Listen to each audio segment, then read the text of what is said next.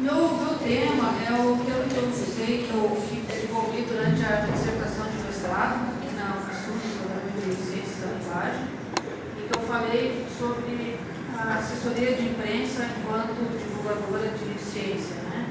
Como é que ela funciona, como ela trabalha com os pares jornalistas, né? Então, eu vou ler a primeira parte, depois eu vou passando os outros, tá? Então, o título é Entre a Ciência e a Mídia, um olhar de assessoria de imprensa.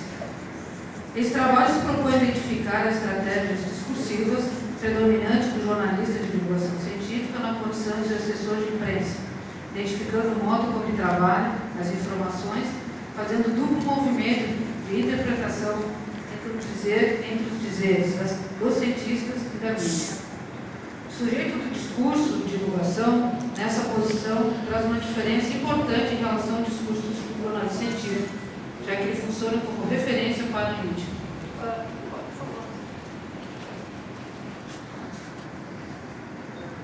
Na divulgação de ciência produzida pelo sujeito jornalista assessor de imprensa, há um redobramento de versões pelos cientistas da mídia.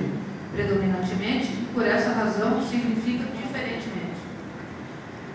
O jornalista assessor não está inscrito nem no discurso científico e nem no discurso da mídia, mas é atravessado pelo sentido desses dois discursos.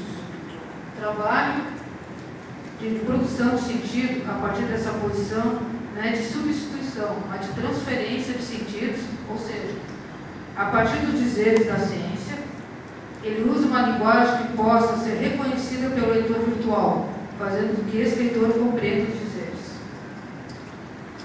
O sujeito jornalista assessor trabalha com o imaginário tanto do leitor virtual, que é o outro jornalista, que aí eu considero jornalista de redação, que chamo de mídia, né? Como também do grande público, cruzando os diversos espaços de significação ao reformular os dizeres do cientista. Nessa posição, ele reforça o dizer do senso comum, sem deixar de trazer a nomenclatura da ciência, embora seu dizer também tenha um atravessamento do discurso jornalístico, ficando aí nesse confronto, materializado as produções de divulgação, produz um movimento de interpretação entre a ciência e o jornalismo não especializado.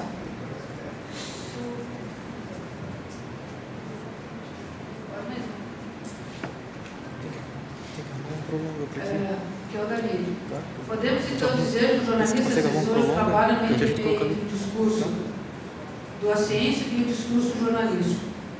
Ao fazer esse deslocamento de sentidos, o jornalista assessor está transferindo conhecimento para o não especializado em ciência, de forma que esse possa compreender a ciência e sua terminologia, e assim transferir esse conhecimento para o grande público, que é o leitor virtual do jornalista de mídia. Esse mesmo discurso do jornalista assessor também é atravessado pelo discurso publicitário, através da forma do elogio,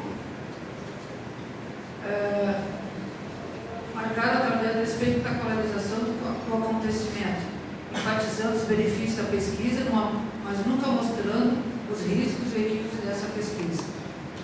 Essas características estão presentes no discurso jornalista do assessor e não em outros discursos.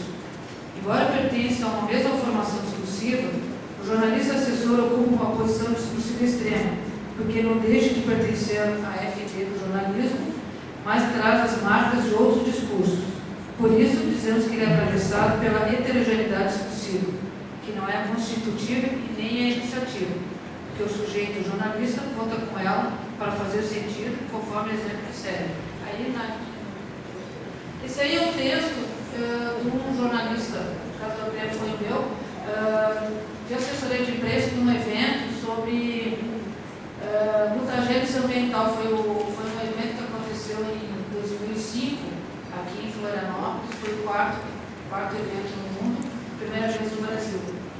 E daí o texto produzido em as marcas produzidas por mim, né, no caso assessora de imprensa, como se trata uma doença, esse é o texto da mídia. Como se trata uma doença assintomática, quase sempre o diagnóstico é tardio. Geralmente o paciente só procura um médico quando não consegue mais engolir nada.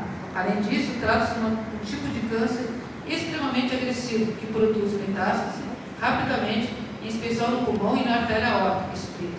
O explica aí seria o pesquisador explicando, né?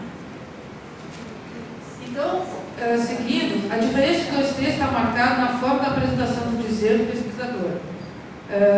Podemos observar que, ao escrever o texto, o jornalista de mídia modifica algumas informações, marcando o dizer do pesquisador diferente, né? Do jornalista assessor, atribuindo outros dizeres para o cientista. O jornalista de mídia não tem a preocupação de reproduzir fielmente as informações obtidas com o jornalista assessor, produzindo assim um outro dizer, mas atribuindo a esse o dizer ao pesquisador para legitimar as informações.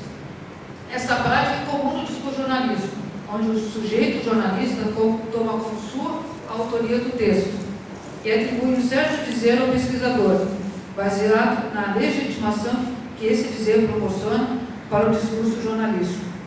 Ou seja, o jornalista de mídia é quem determina em seu texto o dizer do pesquisador, marcado através das aspas e assim ressaltando o dizer da ciência em outro texto.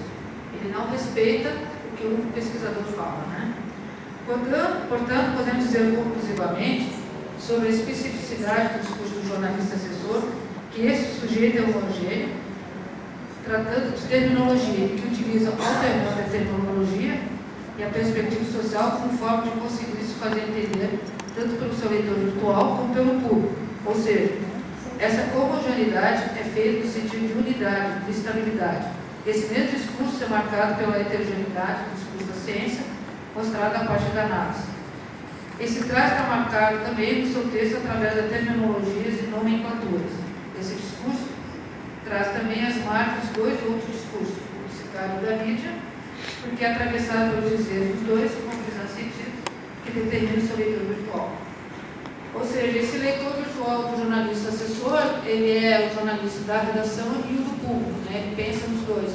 Enquanto que o jornalista de redação ele só pensa no público. Por isso que faz toda essa mudança que ele se acha no direito de alterar para poder chegar mais ao senso comum. Isso aqui é bem uma parte do recorte da minha dissertação. E era isso.